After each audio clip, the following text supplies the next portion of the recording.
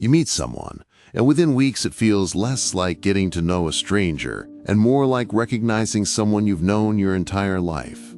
You can't fully explain why. They just feel, somehow, like the missing half of you, the piece that finally makes the rest of the picture make sense. Carl Jung had a theory about that feeling, and it's a lot less romantic and a lot more useful than the story we usually tell ourselves about soulmates. He argued that part of what you're falling for isn't fully the person in front of you. It's an image your own unconscious mind has been carrying for years, and that person is simply the first one who fit the shape of it closely enough for you to notice. Jung didn't arrive at this theory sitting comfortably in a lecture hall, reading case notes from a safe distance. He arrived at it during the strangest and most disorienting period of his entire life, one he spent years afraid to publish, and one that cost him more than most of his biographers are entirely comfortable admitting. By 1913, Carl Jung was one of the most promising and closely watched figures in the Jung field of psychoanalysis, personally groomed by Sigmund Freud himself to eventually lead the entire movement forward. That year, the two men's professional relationship collapsed entirely over a fundamental disagreement about what actually drives the human mind. And the break cost Jung nearly everything that had defined his professional identity up to that specific point in his life. His closest mentor, his standing within the psychoanalytic establishment, and the intellectual framework he'd spent over a decade building his entire career inside of. He resigned from the presidency of the International Psychoanalytic Association the following year, a position Freud himself had personally helped secure for him, and found himself, in his late 30s, professionally isolated from the very community that had defined his entire adult life up to that point. What followed was not a graceful transition into independent work. By Jung's own later account, he entered a period of intense personal crisis, later described in his memoirs as a kind of deliberate, controlled encounter with his own unconscious mind, something he treated less like a breakdown to survive and more like data to study carefully on himself. He described losing, for a time, his sense of a stable professional identity entirely, and turning instead to something almost nobody in his field would have considered a legitimate scientific method, sitting with his own internal images, letting them unfold without interference, and writing down exactly what appeared, treating his own psyche as the laboratory. He began writing down what he experienced during this period in a large, illustrated journal that would later become known as the Red Book, a document he kept private for nearly a century, worried it would be read as evidence that he'd lost his grip on reality entirely, rather than as serious psychological material worth preserving. His own family didn't authorize its publication until 2009, nearly 50 years after his death, precisely because of how exposed and strange the material inside it genuinely was. If you're new to this channel, this is where we take one real teaching from one real thinker and break down not just the idea but how to actually use it. Subscribe if that's useful to you, because we do this every week.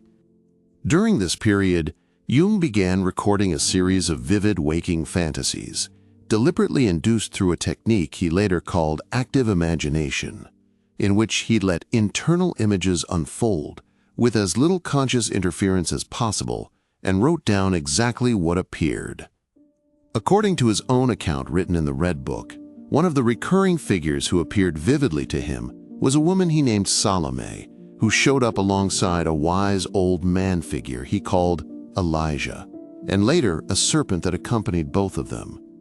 Imagery Jung himself connected to older religious and mythological traditions he had studied extensively over the years. Jung wrote about Salome directly and explicitly as an aspect of his own inner world rather than as an external spirit or ghost, stating plainly in his own private notes that she represented his own soul.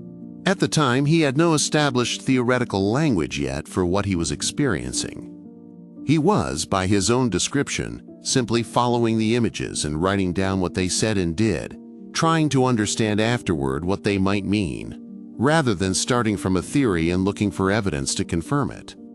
In one of his own recorded passages from this period, He described being told, in the imagined dialogue, that ultimate truths were not found in the places a man like him would normally go looking for them, but in what he considered ordinary or beneath his notice, a lesson about intellectual pride he would return to for years afterward in his published writing. It's worth being clear about what kind of material this actually was. Jung wasn't claiming to have literally spoken with a supernatural being, and serious historians of psychology don't read the Red Book that way either. He was documenting, in real time, the images his own mind produced under a specific, deliberately induced state, and treating those images as worth taking seriously as psychological data rather than dismissing them outright as nonsense unworthy of a trained physician's attention, a stance that was itself unusual for a doctor of his era and standing.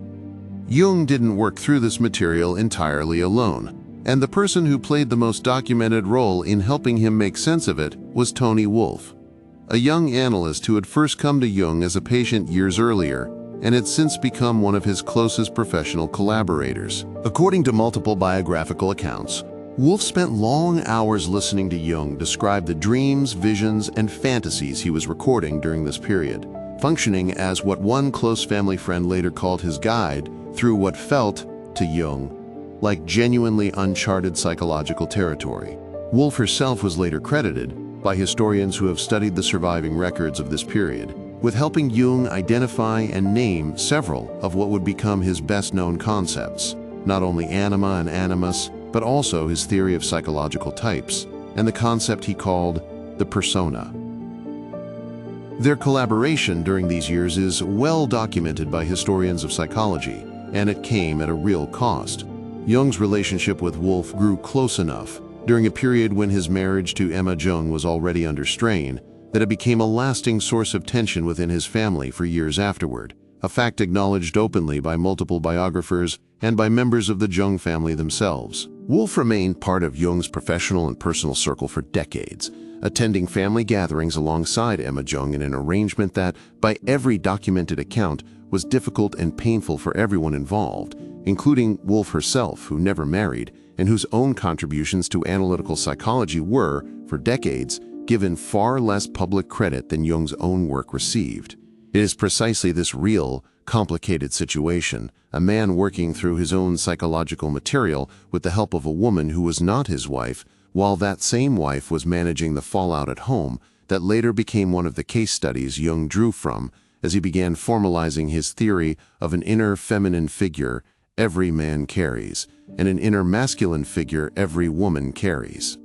The theory did not emerge from a tidy, comfortable life. It emerged from one of the messiest, most personally costly periods Jung ever lived through, and he never fully hid that fact from the people close to him, even when he chose not to make it public. Jung eventually gave a formal, specific name to what he believed Salome represented: the anima, an unconscious feminine figure he theorized every man carries within his own psyche, shaped by early experiences, cultural imagery, and inherited patterns he believed were shared broadly across all of humanity. He proposed a mirror concept for women, the animus, an unconscious masculine figure shaped in much the same way. Neither concept, in Jung's own framework, referred to a person's sexual orientation or gender identity. Both referred to an inner, largely unconscious representation of qualities a person hadn't consciously developed or claimed as their own. Jung described the anima and animus as sitting among a small set of what he called archetypes, patterns he believed were built into the structure of the human unconscious itself, rather than learned individually, alongside concepts like the shadow, representing the parts of a person's own character they refuse to acknowledge, and the persona, the social mask a person presents to the world in everyday life. The anima and animus in his framework functioned as an internal bridge to the unconscious as a whole, meaning that learning to recognize and work with this figure wasn't simply about improving romantic relationships. Jung considered it one of the central tasks of what he called individuation, the lifelong process of becoming a fully integrated person rather than a collection of unexamined default patterns inherited without question. The theory carried a specific practical claim that went well beyond describing an inner archetype. Jung argued that when people fall intensely, quickly, and almost involuntarily for someone, part of what's happening is that they're projecting this inner figure onto a real person, who happens to resemble it closely enough. The other person becomes, temporarily, a screen onto which an internal image gets displayed, which is part of why early romantic attraction can feel so much larger than ordinary liking, and also part of why it can collapse so completely once the real person turns out not to match the projection in the ways that mattered. Jung himself pointed to his own experience during the Red Book period as one of the clearest examples he had of exactly this mechanism in action, watching himself react to an internal figure with an intensity that had very little to do with any actual external woman standing in front of him at the time. Here's where the theory becomes genuinely useful rather than just an interesting piece of biography. Jung proposed that this projection happens automatically and unconsciously, which means most people never notice it happening in real time. You don't consciously decide to project an inner image onto someone. You simply find yourself inexplicably drawn to a particular person, certain they understand you in a way no one else ever has, without being able to fully explain why. Jung's own writing on this topic, later expanded considerably by Emma Jung, his wife, treated this projection as a normal and even necessary early stage of relationships, not a flaw to be avoided entirely, or a sign that something has already gone wrong. Every relationship, in this view, begins with some degree of projection, because you can't fully know a new person yet, so your own unconscious material inevitably fills in some of the gaps. The problem was never that projection happens. The problem is what occurs after it happens, when neither person notices it or names it, and both simply assume the intensity they're feeling is straightforward evidence of how well matched they truly are. The real difficulty in his framework comes later, when the initial intensity fades and the real person's actual traits start showing through the projection. If a couple can't tell the difference between the internal image and the real human being in front of them, the relationship tends to curdle into disappointment or conflict that neither person can quite name, because they're arguing with each other while also, without realizing it, mourning an inner figure that was never fully real to begin with. Jung described this stage as one of the most common and most poorly understood turning points in long-term relationships. Not a sign that the relationship was a mistake, but a sign that the easy, automatic part is over, and the harder, more conscious part is only just beginning. It would be easy to tell this story as if Carl Jung alone worked out every detail of anima and animus theory, but the historical record doesn't support that version. His wife, Emma Jung, herself a trained analyst who began her own psychoanalytic training, partly to keep pace with a field her husband was becoming famous in, spent years developing her own extended writings specifically on the animus, publishing work that became, after her death in 1955, one of the standard references still used to train Jungian analysts today. Her essays approach the animus with a level of clinical detail that Carl Jung's own writing on the subject didn't always reach, particularly around how the animus shows up specifically in women's inner lives and relationships, an area where Emma Jung, drawing on both her own clinical practice and her own life, had material her husband simply didn't have direct access to. Emma Jung's own book, published in English as Animus and Anima, is still in print today, decades and decades after her death, and remains required reading in many analytical psychology training programs around the world. She wrote candidly about how the animus could show up not only as attraction to a particular kind of man, but as an internal voice, often critical or opinionated, that a woman might mistake for her own settled judgment, rather than recognizing as an unclaimed, undeveloped part of her own psyche, demanding attention and eventual integration. There's a particular irony worth sitting with here. The theory of an inner masculine and feminine figure that everyone carries was itself developed collaboratively by a man working through a personal crisis with the help of one woman, and formalized in writing decades later by a second woman who happened to be his own wife. The theory about needing to integrate your inner opposite rather than searching for it entirely outside yourself came, in practice, out of exactly the kind of complicated three-person collaboration that theory describes, a detail that biographers have noted without much comment, but that says something honest about how rarely a psychological theory and the life that produced it stays separate. This is roughly the exact point in the story where modern self-help culture tends to take Jung's actual, carefully qualified theory and flatten it into something considerably simpler and considerably less useful overall. The idea of a single twin flame or soulmate out there who perfectly completes you, as if the goal were to find the one external person who happens to match your inner projection exactly and permanently, with no further effort ever required. Jung's actual argument runs in almost the opposite direction. He wasn't describing a search you complete by finding the right external person. He was describing an internal project of recognizing and developing the qualities you've been unconsciously outsourcing to other people, so that you stop needing any one relationship to carry the full weight of an image you haven't done the work of claiming for yourself. A man who never examines his own anima, in Jung's framework, doesn't get a free pass to keep searching for a woman who embodies it perfectly. He tends to keep projecting it onto a series of relationships that all eventually disappoint him in roughly the same way, for reasons he can't quite identify, because the actual unfinished business was never really about any of the people he was projecting onto. The twin flame version of this idea sells something genuinely appealing: the promise that the hard internal work isn't necessary, because the right external person will simply resolve everything on contact, instantly and permanently, with no further effort required from either side. Jung's own life is, if anything, a fairly direct counterexample to that promise. He had, by any account, an unusually intense and formative connection with Toni Wolff, and it did not resolve his internal work for him. If anything, it appears to have deepened how much internal work he understood there was still left to do, work that took him years of deliberate, uncomfortable, and often solitary effort, long after the initial intensity of that connection had settled into something more complicated and more ordinary. So what does noticing your own projection actually look like in practice? Jung's framework offers a fairly concrete signal. Pay attention to relationships, romantic or otherwise, where your reaction to someone feels disproportionately intense relative to how well you actually know them yet.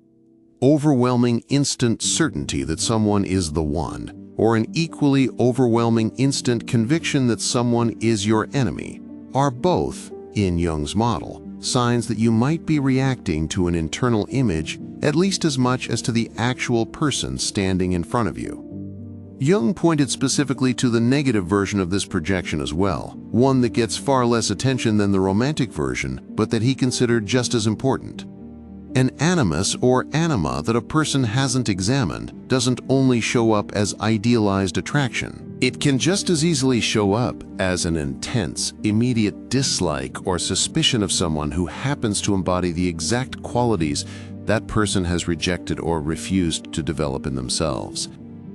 A man who has never made peace with his own emotional side might find himself irrationally irritated by emotionally expressive men, not because of anything those men actually did, but because they're reflecting back a part of himself he spent years pushing down and pretending wasn't there. None of this means the feeling is fake, or that the person doesn't matter, or that you should distrust every strong attraction you ever have in life. It means treating the intensity itself as useful information worth examining, rather than as proof that you've found your missing half. A practical version of this, drawn directly from how Jung and Emma Jung both approached it in their own separate clinical work, is simply asking yourself, once the initial intensity has had time to settle, what specifically do I know to be true about this actual person, separate from what I imagined or hoped they'd eventually turn out to be? The gap between those two answers is usually where the real relationship and the real work actually begins in earnest. Jung used a specific word for the long-term goal of this work: integration, meaning consciously developing the qualities your anima or animus represents in your own life, rather than only ever encountering them secondhand through other people.